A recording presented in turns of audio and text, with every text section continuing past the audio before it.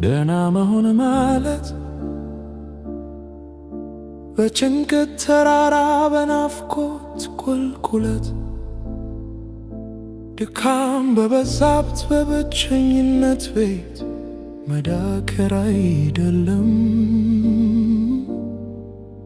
ደህና መሆን ማለት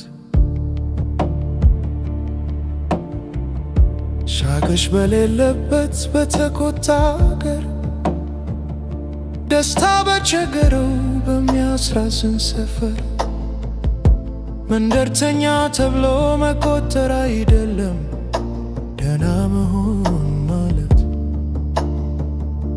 ከተትረፈረፈው ከሚማርክ ገላ ከሚያሰክረው ከተላዋተላ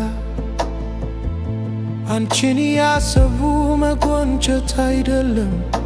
ደህና መሆን ማለት ልብ ሲያርፍ ነው፣ ነፍስ ሲያገኝ ነው። ደህና መሆን ማለት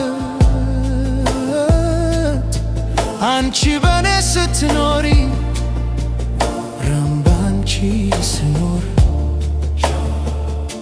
ደህና መሆን ማለት